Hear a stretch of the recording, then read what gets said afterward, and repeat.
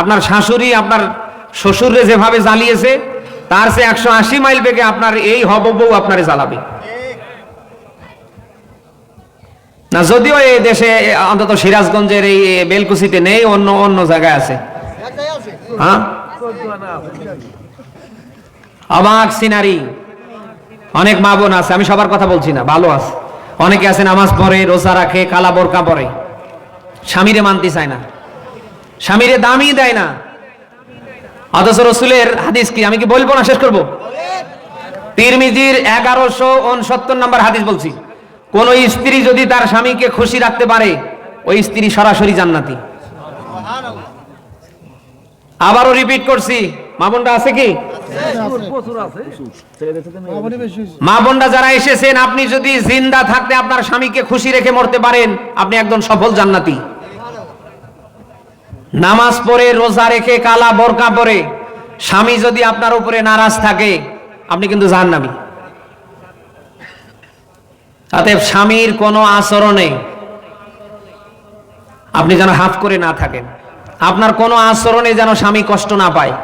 এরকম মা বোন দেশে কম না বেশি? সামান্য স্বামীর সাথে কিছু একটা হলেই দেখবেন হাফ করে থাকে, মুখের দিকে আর তাকা যায় না, মনে হচ্ছে জিনে ধরিস। বলে না কেন? রাসূলের হাদিস কি, স্বামী স্ত্রীর ভেতরে কিছু একটা হয়ে গেল, স্ত্রী যদি রাতের বেলা স্বামীর কাছ থেকে ক্ষমা চেয়ে নিতে না পারে, সারা রাত ওই স্ত্রীর ওপরে ফেরেশতারা লানত করতে থাকে। এই অবস্থায় ওই স্ত্রীটা যদি মরে যায়, এ তো জান্নাতি নাকি? আমরা দেখতে পাই প্রায়, শুধু হুজুর মুজুর বলে কথা না, একেবারে সবাই সামান্য কিছু হলেই দেখবেন আগে হাত করে থাকে, জবান বন্ধ হয়ে গেছে, মনে ভূতে ধরিস। মা বোন যারা এসেছেন, কেন এই কাজ করেন? স্বামী আপনাকে শাসাতে পারে, স্বামী আপনাকে 10টা কথা বলতে পারে, তাকে অধিকার পাওয়ারফুল দিয়েছে কে? আর রিজালু কাওয়ামুনা আলান নিসা। দুনিয়ার সব নারীদের পরিচালক আল্লাহ পুরুষদের বানিয়েছেন। সুবহানাল্লাহ বলতে পারেন না? সে আপনাকে পিটাতে পর্যন্ত পারে, শুধু ধমক না, 10টা কথা না, কারণ তাকে আল্লাহ অধিকার দিয়েছে। আপনার পায়ের জুতো থেকে মাথার চুলের তেল ক্লিপ পর্যন্ত স্বামী বেচারা বহন করে। বলেন না কেন? আপনি সেই স্বামীর 10টা কথা সহ্য করতে পারেন না? মা বোনদের বলছি, আশা করছি কালকে থেকে এমনটা করবেন না, পুরো জীবন ধ্বংস হয়ে যাবে।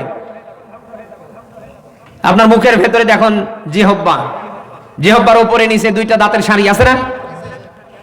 জিহব্বার আর দাঁতের দেখেন কত মিল। এরপরেও মাঝে মাঝে দাঁত কিন্তু জিহব্বারে ছাড়ে না, আস্তে করে কুট করে কামড় দেয়, যেন তেন কামড়, একেবারে রক্ত পর্যন্ত বের করে ফেলে। না তার জিহব্বার এত সুসম্পর্ক থাকার পরেও মাঝে মাঝে দাঁত আর জিহব্বার সাথে লাগে না লাগে না? তা আপনি একজন স্ত্রী, আপনার স্বামীর সাথে লাগবেই, এটাই স্বাভাবিক। পৃথিবীতে এমন কোন মানুষ আছে যে বুকে হাত দিয়ে বলতে পারবে যে তার ঘরে তার স্ত্রীর সাথে না লেগেছে? আমি হুজুর বলতে পারবো যে আমার বিয়ের পরে কোনোদিন আমার বউয়ের সাথে গুতুগুতি হয়নি। প্রত্যেকটা পরিবারেই হয়েছে, হচ্ছে, কিয়ামত পর্যন্ত হবে। সামান্য একটু গুতুগুতি হওয়ার কারণে আপনি হাফ করে থাকেন, দৌড় দিয়ে লাভ দিয়ে বাবার বাড়ি চলে যান, বোনের বাড়ি চলে যান, সব শেষে আপনাকে একেবারে কোর্ট কাছারি মুসলেকায় স্বাক্ষর দিয়ে নিয়ে আসতে হয়। আশা করছি এগুলি করবেন না। স্বামীকে রাজি আর খুশি রেখে যদি মরতে পারেন, চিরন্তন জান্নাতের মালিক আল্লাহ আপনাকে দুনিয়ায় বানিয়ে দেবে। মা বোন যারা এসেছেন, আপনি জানেন না আপনার স্বামীর দাম কত, সে কত সম্মানী মানুষ। নবীজির স্পষ্ট বার্তা আপনাদের বলছি। মা বোন যারা এসেছেন, আশা করছি এগুলি করবেন না। আপনার স্বামীর এত সম্মান, এত মর্যাদা, আপনি যদি নিজ হাতে স্বামীরে খাওয়াই দিতে পারেন, একবারে যতটা ভাত মুখে যাবে, প্রত্যেকটা ভাতের বিনিময়ে একটা করে নেকি আল্লাহ আমলনামায় দেবে।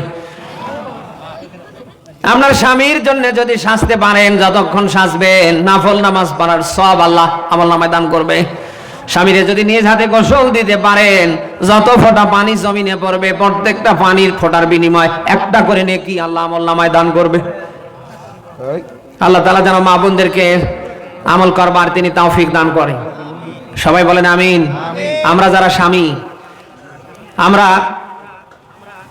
স্বামী স্ত্রীর ভেতরে যেন মিল মহব্বত 100% অটুট থাকে, এই পক্ষে আমরা কালকে থেকে কাজ করতে পারবো না? বলেন, যে স্বামী আর স্ত্রীর ভেতরে মিল মহব্বত ভালোবাসা 100% না থাকে, ও ঘরে আল্লাহর রহমত থাকে? বলেন, যে ঘরে স্বামী স্ত্রীর ভেতরে সাপ আর বেজির সম্পর্ক, ও ঘরে আল্লাহর রহমত আছে না গেছে? এই জন্য স্বামী স্ত্রীর ভেতরে কিছু হয়ে গেলে অভিমান করে থাকবেন না। অভিমান করে থাকার নাম ইসলাম না। অনেকে আছে না? আর একটা কথা খুব খেয়াল করে শুনবেন, স্বামী স্ত্রীর ভেতরে যখন কিছু হয় মাঝখানে এসে ওকালতি করে শয়তান। শুনতেছেন?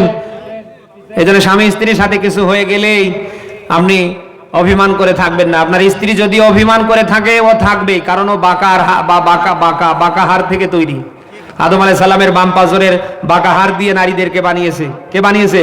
আল্লাহ। বলেন, এরা একটু বাঁকা থাকবেই। নাসাইর হাদিস, নবীজি বলেন তোমরা বেশি টানতে যাইও না, আবার ভেঙে যাবে। আবার টানা বন্ধ করো না, আবার একেবারে জোড়া লাগবে। কথা শুনতেছেন? ও বাঁকার গোষ্ঠী ওরকমই থাকবে। আপনি আবার ওদের মতো করে ওদের দিকে তাকিয়ে হাফ করে থাকিয়েন না, লাস্টে মাঝখানে শয়তান গোল দিয়ে চলে যাবে। কথা শুনতেছেন? এই জন্য স্ত্রীকে ভালোবাসবেন, স্ত্রীকে মহব্বত করবেন। কোন নবী কোন রসুল স্ত্রীকে মারেননি, পেটাননি। কালকে থেকে আমরা কি পারি না আমাদের স্ত্রীদেরকে ভালোবাসতে, মহব্বত করতে? এও আমরা নিয়ত করি স্ত্রীর গায়ে আর হাত উঠাবো না। রসুলের হাদিস, আজ একটা অপরাধ দেখেছো, স্ত্রীর গায়ে হাত উঠাও না, বরং তার অনেক ভালো কাজ আছে, ওইদিকে তাকিয়ে আজকের অপরাধটা মাফ করে দাও। আমরা কি এই গুণটা রাখতে পারি না ভাই? কারা পারি দেখি? লিল্লাহে তাকবীর। আল্লাহ যেন কবুল করে, আল্লাহ যেন কবুল করে, বলেন আমিন। প্রচন্ড শীত, আমার পা ঠান্ডা হয়ে যাচ্ছে। আপনাদের ঠান্ডা লাগছে? আমি আল্লাহর ঘর মসজিদের জন্য 10টা মিনিট আপনাদের কাছে ভিক্ষা চাচ্ছি। আমি দেখেছি দ্বিতীয় বক্তার হাতে আপনারা দিয়েছেন। কেউ কি আছেন আল্লাহর ঘর মসজিদের জন্য? 500 টাকা, 1000 টাকা দেবেন। লিল্লাহে। নবী যে বলেন আল্লাহ তাকে বাদ দিয়ে পৃথিবীতে আর যদি কাউকে সেজদা দানের অনুমতি দিত, তামাম পৃথিবীর নারীদের বলতাম তোমরা সবাই মিলে স্বামীর পায়ে সেজদা করো। সুবহানাল্লাহ বলতে পারেন না? স্বামী কত দামি মানুষ। রাতের গভীরে স্বামী বাসায় প্রবেশ করেছে, এবার আপনার ঘরে ঢুকবে, দরজা খোলা নেই, লাগিয়ে দেয়া। আপনি মনে করেন এশারের নামাজে দাঁড়িয়ে আছেন, আপনার স্বামী এসে ডাকছে শেফালি, রূপালি, সৈতালি। আপনার এই আওয়াজটা কান পর্যন্ত চলে গিয়েছে। এখন আপনার কাজ হবে ফরজ নামাজটা তাড়াতাড়ি শেষ করে স্বামীর ডাকে সাড়া দেয়া। কি করা?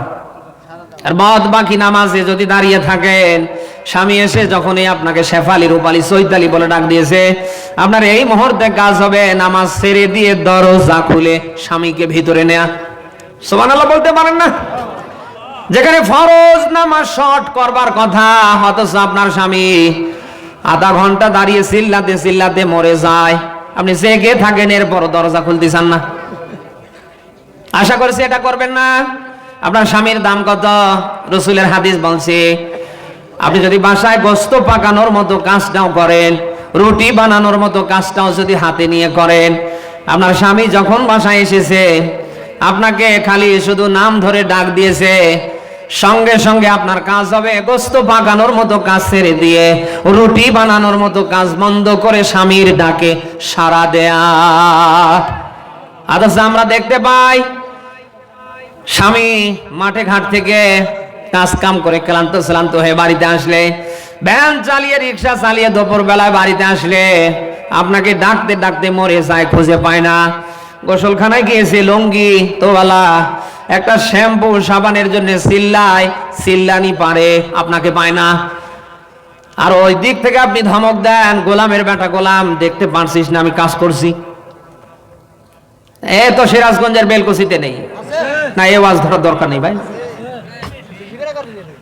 অথচ প্রত্যেকটা নবী রাসূলের স্ত্রীদের দিকে তাকান, রাতের বেলা যখন তারা বাড়ি থেকে বের হয়ে যেতেন, প্রত্যেকটা নবী রাসূলের স্ত্রীরা স্বামীর জন্য সেজদায় পড়ে পড়ে আল্লাহর কাছে দোয়া করতেন, দরজার সঙ্গে পিঠ লাগিয়ে লাগিয়ে ঘুমাতেন। কখন কোন সময় স্বামী এসে দরজায় নক দেবে।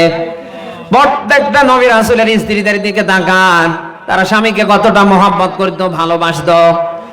তারা নিজ হাতে স্ত্রী হিসাবে স্বামীকে খাওয়াই দিত। প্রত্যেকটা নবী রাসূলের স্ত্রীদের জীবনী দাঁড় করান, তারা প্রত্যেকে নিজ হাতে স্বামীকে গোসলখানায় গিয়ে গোসল দিত। আজ আপনার এই গোসল দেয়া তো দূরের কথা, নিজ হাতে স্বামীকে খাওয়াই দেয়া তো দূরের কথা, স্বামী ভাত নিয়ে বসে থাকে, পানি নেই, ওটা পর্যন্ত আপনার দ্বারা আনতে পারে না।